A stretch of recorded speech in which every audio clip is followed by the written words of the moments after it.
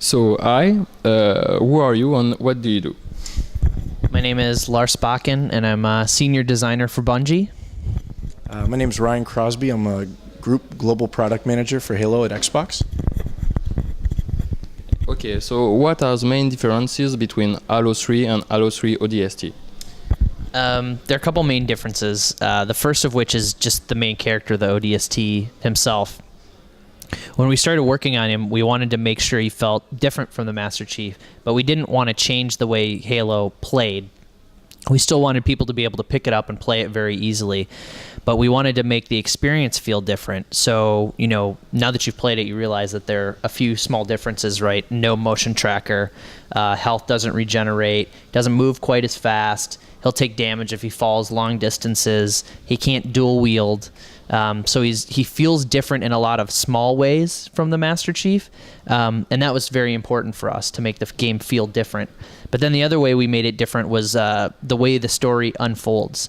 When you are walking around the city at night, you're actually looking for clues, and when you find a clue, you're playing from a different perspective, from a different ODST's point of view during that mission. And those missions can be played in whatever order you want. So you're really taking this story that's all mixed about, you're playing it, you're putting the pieces together yourself. So it's a different way to tell a story in the Halo universe too. And I think just to add to that, just the new perspective on the Halo universe, the fact that you're not Master Chief and you're getting the view of the Halo universe from a whole new perspective. These guys in ODSTs have bigger personalities, I think, in many ways than Master Chief did. He's sort of didn't have a whole lot to say, kind of a man of action and few words. And the ODSTs have really big personalities, and I think that that's a huge difference in the way that the game and the story is told, not necessarily in the gameplay, but in the way the story is told.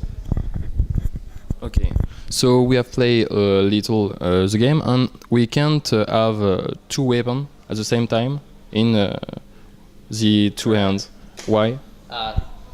You're an ODST. That's one of the differences we wanted to make. You have to make much more complicated choices about what weapons you're going to use. You're still limited to the two, the one in your backpack, the one in your hand, but you can't hold two pistol class weapons at the same time anymore. But can we drive some vehicle or? Yeah, you have the same abilities as a Spartan in terms of driving vehicles. We didn't show you guys any vehicles right now, but every vehicle from Halo 3 exists in ODST. We just aren't showing them yet. Okay. And about the multiplayer mode, have you been influenced by Horde mode in Gears of War 2? Firefight? That's an interesting question. I think, you look at Gears, you look at Left 4 Dead, you look at Call of Duty World at War, and they all have similar survival style modes. When we were working on Halo 3, we actually had a survival style mode that got cut pretty early on. And when ODST ramped up in production, we brought that idea back, and that's what Firefight became. And I think, survival modes are not new to games. They've been around for a long time, probably 15, 20 years. And so, are we influenced by what else is out there? Of course, like we look at what other people are doing, but we always try and make an experience that is uniquely Halo and is going to be really fun. And I think one of the ways that these guys were able to make it uniquely Halo was through the use of the Halo Skull system. So instead of just having more and more difficult or more and bigger enemies coming towards you with each wave, you also have a difference in the way that those enemies react to you and the way that they act. So the AI changes as time goes on and those skulls turn on, which is, I think, really unique to Halo and really changes the way the game feels completely. And what are the main differences between the multiplayer mode normal with Halo 3? Like the number of player or the I don't know. What are the differences?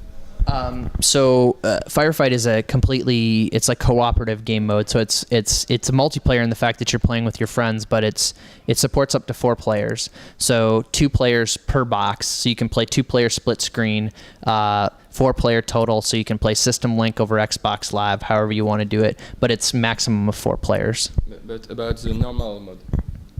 Oh, the campaign? Yeah, campaign is 4 players as well. Same exact specifications, 2 players per box. All the way back to Halo 1, we've always done split screen. That's super important for us. And ODST supports up to 4 players through the campaign. There are 3 split brand new screen maps system that link come on with Xbox Live, just like ODST Halo 3 for did. Halo 3. That's Longshore, which is a relatively large asymmetric map. So you can imagine High Ground from Halo 3, but on a bigger scale.